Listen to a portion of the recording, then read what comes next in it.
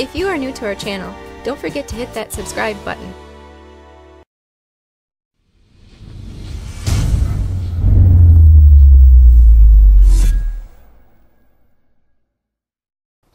Welcome to the Wisconsin Vegetable Gardener. I'm Joey Baird. Back at the garden on another windy day. Still too cold to plant a lot of crops, even the cool weather crops. I am going to try to plant some onions today. Last week, if you remember, planted some romaine lettuce, what else? Radishes and peas in that bed, and beets in that bed there. I do have onions and leeks that are ready to go in the ground. But first, I got more weed barrier, and I need to finish covering these two 16-foot long by 4-foot wide beds, and this 12-foot long by 4-foot bed. That will be done, and I'm unsure of where I'm going to put the onions. I think I'm going to put the onions right here. I do have irrigation underneath. I got like 5 rows of irrigation. So I think we're going to do the onions there just because it's already created irrigation spots for it. And then I will work another row of beds here. I'll work these 4 45-gallon root maker grow bags. I'll remove the weeds from those, put weed barrier down on those, and then possibly this here bed. And I don't know if I'm going to get this row done today or not. I do also want to, I removed the pallet bed that was here, that looked like that, because it was just completely falling apart. And I am considering taking this pallet bed apart and consolidating the soil in that pile, but prior to that, take that 4-foot by 8-foot long bed and move in that area here and make that into a permanent bed there, as the pallet beds have lasted 2 and 4 years. This is a 2-year-old or 3-year-old, and that was a 4-year-old bed. So we will start seeing what I can get done here this afternoon. And we'll go from there. Weed fabric, I know it's not the organic way to go, but weeds are not a fan of, I'm not a fan of weeds. So this is a great way to reduce the amount of weeds in which I'm going to have to remove. And we do have an affiliate link from Amazon. Yeah, it's in the description below if you'd like to see those items that we have listed there. Doesn't cost you anything extra. It just does give us a small kickback because we are, quote unquote, referring you to good products that we recommend from Amazon. So we've used these products, and some of them are sponsored products from our radio show. So we'll go from there. If you could help, it's a little windy today, so put on your gloves, and we'll go over here and get these. I'll start with this bed here and get that pinned down. Also, to hold the beds down, I am using steeples. Hard to see here. Homemade steeples that I used from old tomato cages. So instead of buying them, you've probably got a lot of tomato cages or thick gauged wire. Cut them at the length you want, bend them in half. They work really well. That's what I've done with the ones in which I have currently adhered to the raised beds. The weed barrier in which I'm using is 4 foot wide by 100 foot long. And we do have irrigation that I'm putting the weed barrier on top of. And then when the time to plant, I can maneuver the weed. I can pop this up if I need to maneuver the irrigation system and then replace this. But this is primarily just getting it down to prevent any excess weeds from germinating or growing here prior to me getting stuff planted. Okay, so I've got all of the upper beds laid with weed fabric. Now, one thing that you want to keep in mind when laying weed fabric is, yes, it is 4 foot wide, okay? The fabric, the weed fabric in this instance, is 4 foot wide. The beds, and there's going to be there's a little gap there along the edge, even though it's 4 foot wide. The reason being is it's 4 foot there, but you've got to compensate for, or remember, the 1.5 inches here and the 1.5 inches there.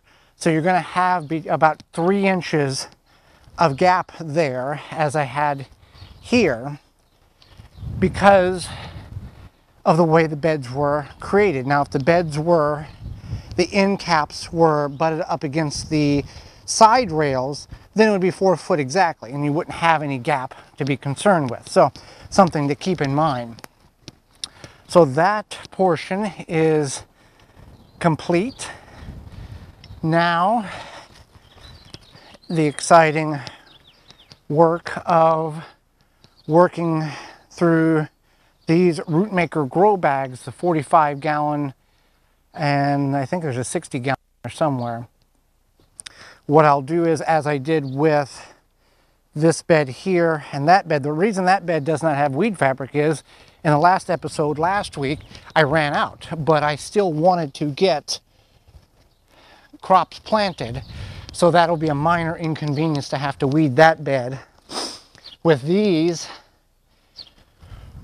I will apply weed fabric. I'll bring a wheelbarrow in and work the weeds out and apply weed fabric the best I can in the circles there and do my little mathematical calculation and get that accomplished there.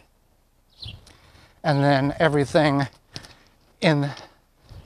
will be, everything on this side of the garden there from those beds up will either be planted or ready to plant.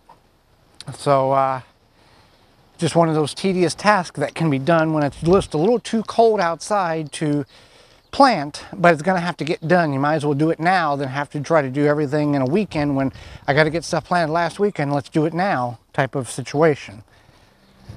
And then once the weed fabric is on, it's going to make, we're going to have, when grass is cut, because we have chemical seed-free grass clippings, we will lay the mulch on top of the weed fabric in order to reduce some of the heat absorption that weed fabric will endure on the soil in the raised beds. Okay, so I have gotten these 4 beds completed, weeded. Got a little extra soil there. I'll top dress somewhere. This bed here is low, so I'm going to hold that soil there for when I do that bed there. I still have one more 45 gallon Rootmaker grow bag to work through, and I have extra soil in that grow bag and in that tub there. That will all go in that bed there. Now the next job is to cut weed fabric to top those beds off in order to get that portion of the garden jobs completed. A little bit at a time. It's not very exciting to do or to watch. I understand that, but it's part of the process. But it does look very nice right now. No weeds, and these beds are topped with that weed fabric. Again, I know it's not an organic practice, but that's a lot better than using harsh chemicals. If you're going to go down that route, weed barrier or harsh chemicals, I'm going to go with weed barrier, weed fabric. So now I'll make some more steeples and get the weed barrier cut for these grow bags. Okay, so the way I'm doing it with these round 3 foot diameter circumference grow bags, just taking a piece of irrigation pipe that measures the internal width of the grow bag, and then I'm just going to cut that off, and then we'll head to the grow bag and I'll show you how I put it in.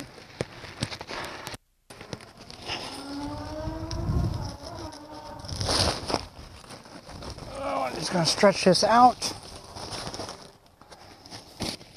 And I'm going to take and tuck it in around the edges here, over the irrigation system.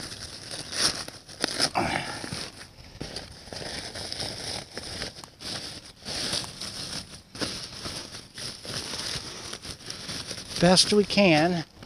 And then I'm going to do 3 staples, just kind of wherever I see it's needed.